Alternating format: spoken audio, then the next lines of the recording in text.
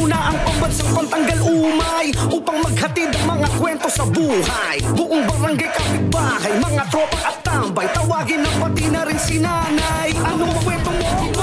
Logan na yan, saan ka man naroon? Logan na yan, gusto mong mapanood? Logan na yan, imatyogan na yan, imatyogan na yan, imatyogan na yan. Hello, Galogs! It's me again, your favorite kaka, with mga istoryahing for the good vibes. Legit na nakakaloka. Kaya sama-sama tayong mamangha, maaliw, humalakhak hanggang sa mabaliw. Ako po ang inyong pambansang pantanggal umay, kaka Mark Logan. At ito, ang aking top 5 mga kwentong Mark Logan.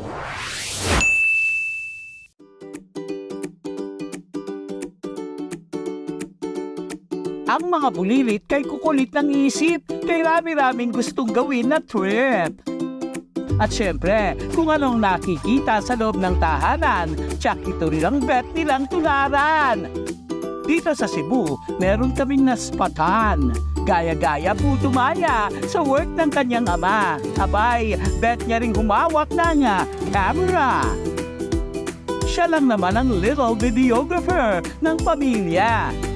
Itong si Athena ay 5 taong gulang na. Maagang nahilig sa paghawak ng camera dahil videographer ang kanyang papa. Sa likod ng nag-viral na post na may hawak siyang gimbal, may behind the story pala itong kakambal. Napansin daw ni Athena na parang pagod na ang kanyang ama. Kaya't ayan, to the rescue ang cute na chikiting. Wow! Amazing!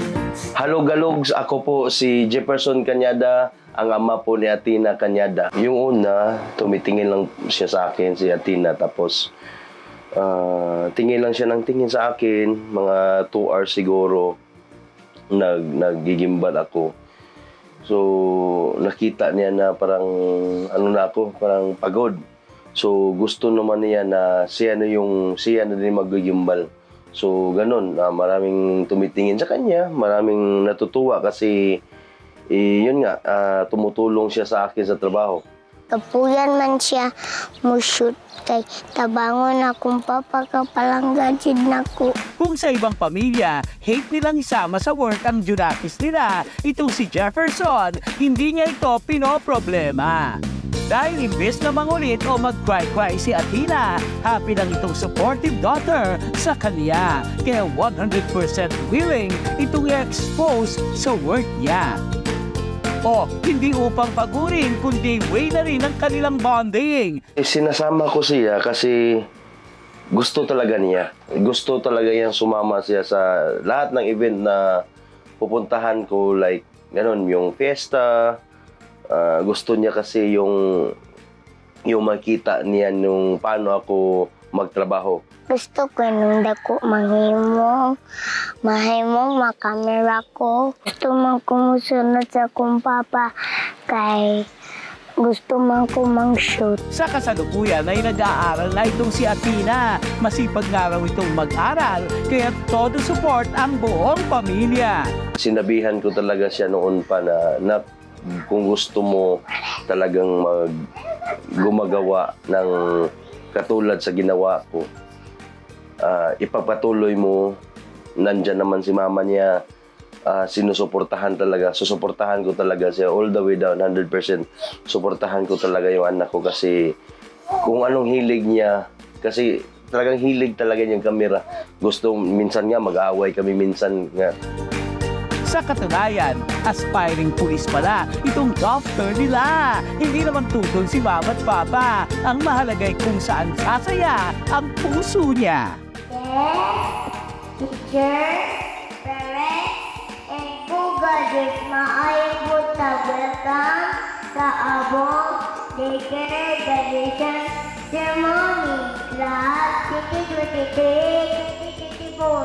dagang salamat.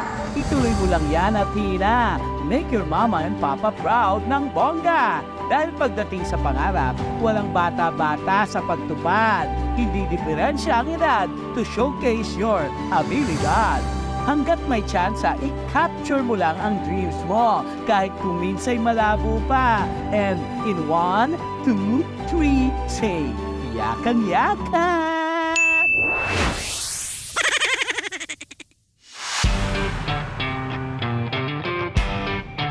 Dito sa Pinas, tricycle, palaging nariyan, from north to south and east to west. Talaga namang isa itong three-wheeled Pinoy icon na the best.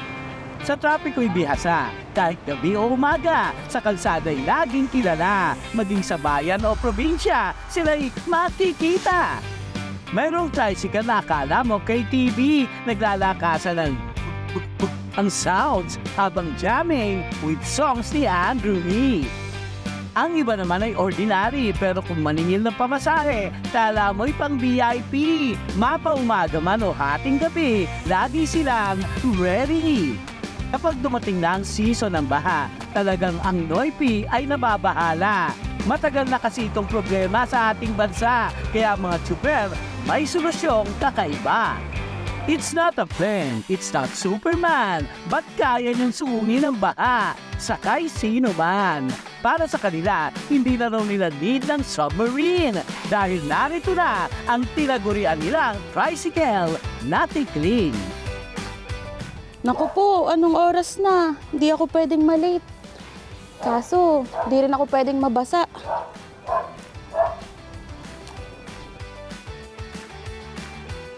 Kuya, tricycle. Ako raw ito sa ibon at tikling dahil sa haba ng kanilang mga binti, kaya nilang tumapak sa malalim na tubig. Ang mga tricycle sa Agonoy, kahit may baha, todo ang langoy. Gaya ng mataas na katawan ng ibon at tikling, mayroon din itong mataas na flooring. Sa ibon na kumbagay kulay puti siya na mataas ang binti niya. Kaya yung mga iba, talagang ginawa nila na gano'n din gawing tricycle para kasi ang ano dito hindi na kakayanin ng mababang tricycle. Kailangan matataas kaya binasig ang tikling dahil sa may ibon na mga kulay puti na lumilipad na kahit nasa malalim na tubig, gataw pa rin sila kasi mahaba yung ano nila, binti. Bukod sa mga bangka, mayroon silang transportasyon na pambaha na para sa mga taga-Hagonoy, Bulacan, isang funding solusyon na pangmatagalan. Kaya naman hindi na namin pinalampas ang pagkakataon.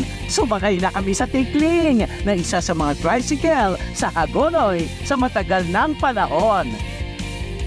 Normal lang din ang pakiramdam kagaya sa ibang motor. Pagdating sa baha, talaga namang ikaw ay secure. Nakakalula man ang taas, kapag naman high tide, tiyak ikaw ay ligtas. Sa style ng tikling, creative siya. Kasi yung maliliit pala na tricycle, pwede mo pang itaas na hindi yung mataas na talaga siya. Like itataas mo pa. So nakakita ko iba-ibang uri. Yung iba 3 steps pa yung aapakan mo bago ka makasakay sa sidecar. Yung iba naman ganito lang. So creative siya and innovative at the same time. Truly, ang mga taga-Hagonoy ay innovative.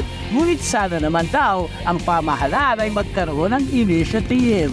Long-term solution, ika nga. Hindi puro resiliency ang ating ibibida. Siguro yung masasabi ko lang, wag tayong mag-focus sa resiliency, sa pagiging creative at innovative ng mga tao dito. Na hindi porke may nakikitang solusyon. For example, yung tikling. Yung tikling solution siya pero nakikita ko siya as band-aid solution para sa baha. Kung a-action patungkol sa baha, dapat yung mawa-wipe out na or yung mababawasan na yung paglaki ng tubig. Kasi hindi pwede na papairalin lang natin yung resiliency ng mga tao. Isang tikling sa representasyon na ang Noypi well-known. Ngunit huwag naman sana itong maging pangmatagalan at lagi na lamang solusyon tuwing umuulan. Dahil kagaya sa tikling, gusto rin nilang tumaas ang kanilang bayan na mag-iting.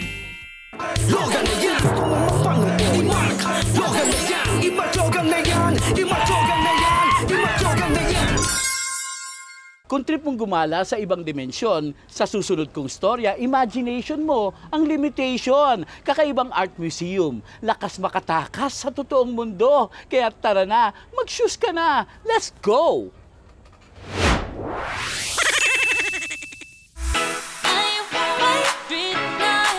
Logalogs, nakagala ka na ba? Abay kung hindi pa, ito ang ating next na ibibida. Make sure na yung may nilista. Hahanga ka talaga ng bongga. Sandamakmak na kumikinang sa mata.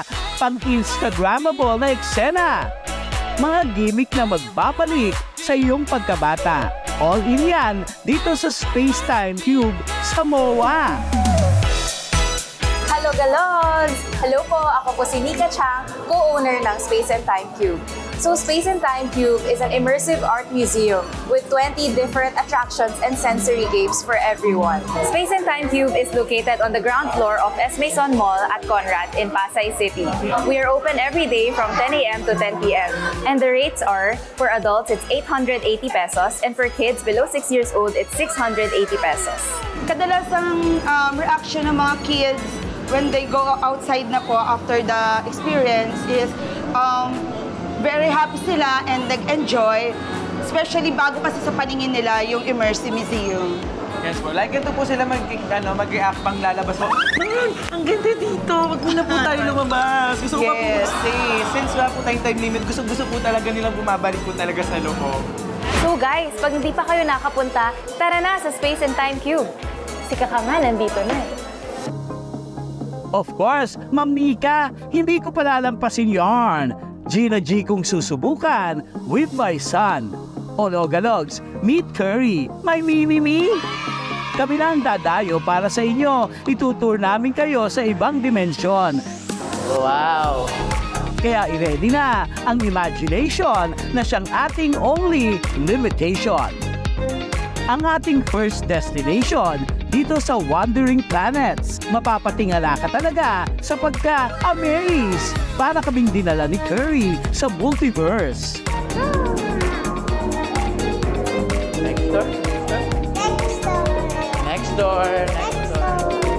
Oh ha? Itong ating little host nag-aaya na agad sa next spot. Dito naman tayo sa Mirror Maze. Kailangan dito ng extra careful kung ayaw mong magtabukol. Ay, marami lang namang salamin ang pwede mong banggain. Mag-travel naman tayo sa Crystal Matrix. Sa iyong pag-entry, feel mo agad ang magic.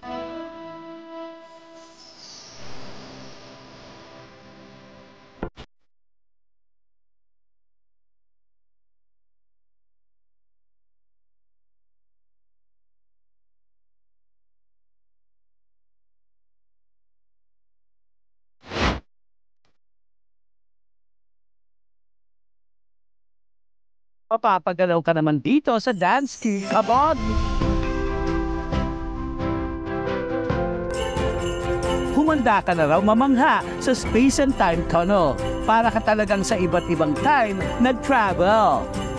Bukod pa rito, nilibot pa namin ang ibang parte. Look ko, kita namang enjoy na enjoy itong si Carrie.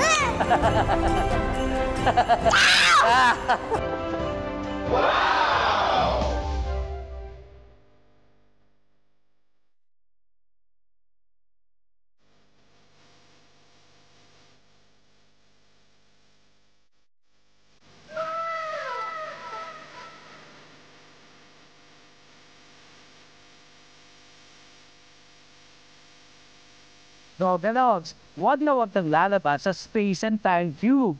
Kung sa real cinema, hindi ka pa nakapag-entry. Ito lang naman ang kanilang 9D roller coaster. Magandang bonding ito together. Para ka talagang nahuhulog. Wow! Mapapasigaw ka. Dibdipoy. Kakabol. Okay.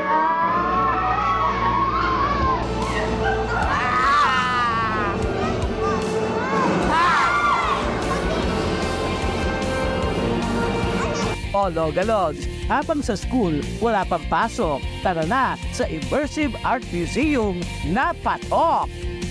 I-message na ang buong pamilya o barkada.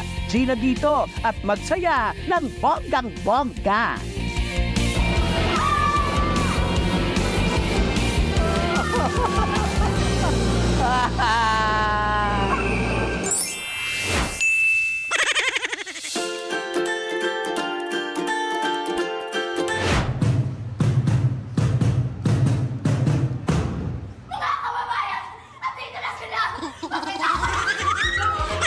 Sa paaralan, maraming ganap at kwento. May klase, exams at maging mga kalaro. Bawat araw may bago, mga ganap at kwento. Tsak aral ay laging totoo. Bawat buwan may kakaibang handaan, mga paligsahan, sayawan at kantahan. Tsak lahat ng mga ito mayroong alaala at karanasan. Buwan ng nutrisyon para sa kalusugan. Buwan ng Halloween naman para sa mga costume at tawanan. Iba't iba man ang kaganapan. Surely, sa mga ganitong programa, ang mga bagets mayroong matututunan. Hindi rin mawawala ang mga activities nila bagets sa school na cool. Nandiyan ang mga recognition day at Christmas party. Pati ang simpleng pagdadala ng family tree. Kaya naman nang magpadala si teacher ng picture ng kanilang family, itong si Bagets hindi nagpauli. Meet Aji, ang proud Bagets na mayroong 2 mommy. Aji, welcome to our happy homecoming. Hello, God of the planet, Lamo, and Nino. I am like so many. Kung ang ibang bagets na ihiya kasama ang mga parents kapag mayroong mga events. Pero kay Aji, he is proud and loud sa kanyang 2 mommies. Year 2021 sila nagkakilala dahil sa TikTok na trending sa madla. Nabuo ang isang pag-iibigan, puno ng kasiyahan at pagmamahalan. Kaya kami nagkakilala dahil sa TikTok.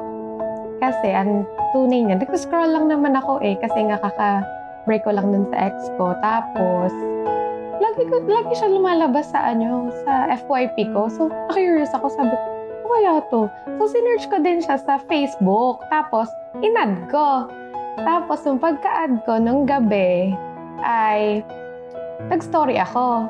Tugtog lang yun Tapos, nag-react siya ng puro heart. Sabi ko, akala ko sa type niya ako. Charot lang. Pumasok sila sa isang relasyon na walang pag-aalinlangan. Hindi pinapansin kung ano man ang sabihin ng karamihan. Basta para sa kanila, isa silang pamilyang puno ng pagmamahalan. At pagdating sa kanilang baby Aji, all out sila sa suportahan at pagtutulungan. Pagdating sa eskwelahan, si Baby Aji wala raw inuurungan. Kanyang mga grado ay perfect, tulad ng kanyang family na sa kanya ay always ready to protect. This is Mamu. This is Mommy.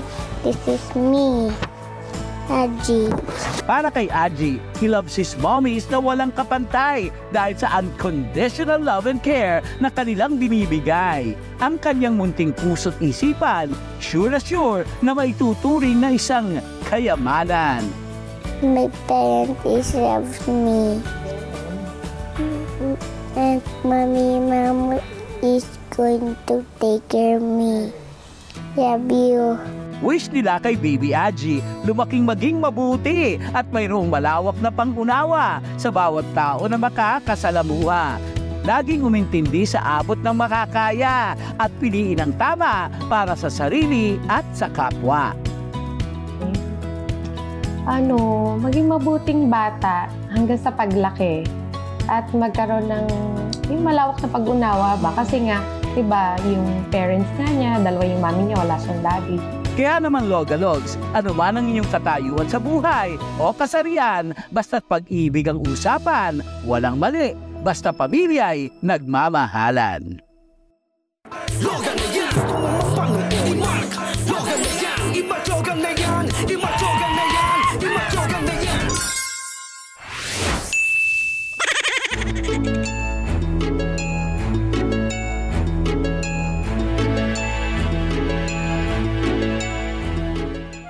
Pasyon na pasyon! Wakong masay sa kanyang mga outfit at toys. Talagang slay na slay. Ang pitik pumipilantik. Ang kanyang karisma wala stick. Huwag kang mamamalik mata. Dahil ang fashionista girl, proud baklita. Ako ay isang model doon sa bahay ko. Kakaiba. Hello, Gologs. I'm Chloe. Meet Rich Chloe, ang yaman ng name. Kaya rich din ang support ng parentals to Fane. Hindi kong maging gay. Gusto ko lang. Kasi parang masaya ako. Nafe-feel ko parang pretty ako. Maging sa kanyang 7th birthday, natupad ang kanyang wish na mag-ala Disney princess. Wow! Paneza! Nung 7 years old siya, sabi niya nga, gusto niya mag-dress, mag-gown sa birthday niya. And binigay namin kasi wala namang masama sa Parang ayaw namin i-isolate yung feeling niya. Gusto namin ma-express niya yung sarili niya. 7th birthday ko, na-feel ko parang princess ko. Cross-dressing daw ang tawag sa nakahiligan ni Chloe with her Disney princess sisters. Talagang sila'y nakakawili. O ayun, tamang traveling lang with her dragon pet. Ay, love it! Kapag nagpapabili siya ng damit pang babae, hinahayaan na namin siya kasi marami naman lalaki na cross-dresser, ganyan. At saka nagdadamit lalaki pa rin naman siya. Kumbaga, nire-respeto pa rin namin yung, halimbawa sa school, kailangan nakadamit lalaki, nire-respeto pa rin naman namin yun. Sa pagdadamit babae niya, wala kami nakikitang masama. So, siguro ang mas focus kami, yun sa ugali. Yung sa kagandahang asal dapat. Yun, dun kami nakafocus. Walang mali sa pagiging gay, basta mabuting tao ka. Tawagin mo man siyang bakla o bayot, di naman masakit. Basta never mo siyang matawag-tawag na pangit. Bulong-bulong lang yung sabi ng kaklase ko. Pangit. Sinusumbong ko ka lang kay mami. Sa school, may nangaasar sa kanya na, bakla ka, Chloe, bakla ka, ganyan. Tapos, siya, hindi siya naapektuhan, wala talaga sa kanya. Pero, umuwi siya na, umiyak daw siya sa school, ganyan. Tapos, minsan, pag nagkikwento siya, umiiyak siya kasi sinabihan siya ng pangit. Yun lang yung nakakapagpa-apekto sa kanya, yung pag sinabihan siya ng pangit, pero sabihan siya ng bakla, hindi siya naapektuhan. Well, Logalogs, bukod sa pagiging fashionista, dreamer din pala itong si Chloe. Sunday, gusto ko maging pilot para i-drive yung plane. Pupunta po ako sa Boracay. Bukod sa pilot, gusto ko maging fashion designer. Hindi ko maging gay. Wow, ang dami! You go, girl! Di naging hadlang ang pangungutya, madamot na pagtanggap ng madla. Ngunit ang importante, si Chloe ay masaya at walang tinatapakang sino bang iba. Sinusuportahan lang namin siya kasi kung di mo siya susuportahan, may isip niya na may mali sa akin. Ito nga yung gusto ko, bakit ayaw bigay nila? Alam naman niya na boy siya pero ito yung gusto niya. So ibig sabihin, dito niya nakikita yung sarili niya. Hindi naman yan gugustuhin kung di niya nakikita yung sarili niya dyan. At saka hindi naman nakakasama sa kanya. Hindi naman siya mapapahamak kung magsuot siya ng pambabae. So kapag nagsasabi siya, hinahayaan namin siya. So siguro doon din, nafe-feel niya na mas nagiging confident siya Kaya mas maganda rin yun na wag mong baguhin yung trato mo sa anak mo. I-feel, pakita mo lang na normal pa din. Para maging normal pa rin yung tingin niya sa sarili niya. Ngayong Pride Month ay pagtanggap pa rin ang patuloy na pinaglalaban, pangunawang sinusumamo na pilit pinagdadamot ng ilan. Pero Logalogs, kung ang batang si Chloe ay may tapang na umalpas, iwagayway mo ang makulay na pagkatao. Just be yourself. At tumakas sa mapanghusgang rehas.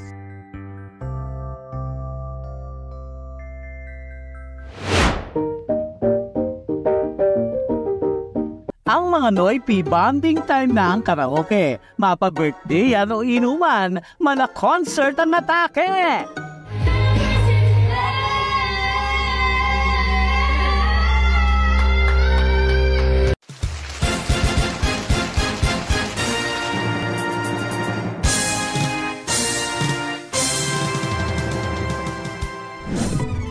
Maging sa classroom, di rin talaga nagpapahuli. Hala, sige, ipilit mo pa ate.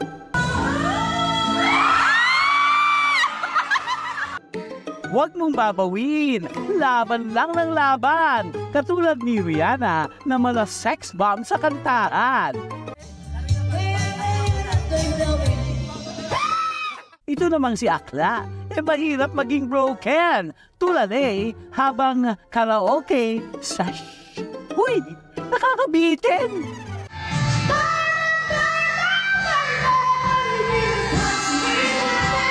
Kung iba, bigas ang pinipilahan. Well, ibahin mo ang magtotropa na to na lumilinya sa kantahan. Si tatay naman, ba't parang garet na garet? Gusto niya raw kasi magpakalasingnak naman. Bakit?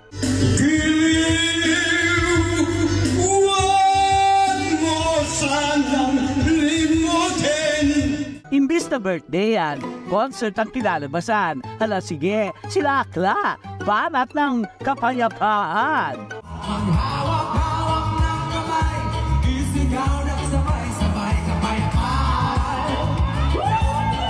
After party-party, entrada naman ng mapanakit na kanta. Sino ba kasing nanakit dito? Ay ewan, iyaan na nga. There's no easy way to break somebody's heart. Iba-iba man ang trip at tono, sabay naman ang aliw sa tiyempo. Kaya ikanta mo na lang ang problema kahit di ka singer. Nasa tono man o wala, sabay na. Noipy, okay, fever. Hanggang sa susunod na kwentuhan, samahan ang iyong pambansang pantanggal umay. Sabay-sabay nating basagin ang lumbay, pag-aanin ang trip ng buhay. Ako ang inyong si Kaka Mark Logan po. At ito ang aking top 5. Ano ang kwento mo? Mark Logan na yan. Saan ka man naroon? Mark Logan na yan. Sa katerbang kwentong kwela, hatid yan ng balita. 3 dekada na natin kasama. Sa mga kwentong merong weta at malulutong. Pumasa ng iyak lahat ay mabubusong. Balikan na papanahon, tsaka pasok yan sa kahon. Mark Logan, hanggang lumbay sa television. Ano ang kwento mo? Mark Logan na yan. Saan ka man naroon? Mark Logan na yan. Gusto mong mapanood? Mark Logan na yan. Saan ka man naroon? Mark Logan na yan. Gusto mong mapanood? Mark Logan na yan. Mark Logan na yan. Mark Logan na yan. Ano ang kwento mo? Mark Logan na yan. Saan ka man naroon?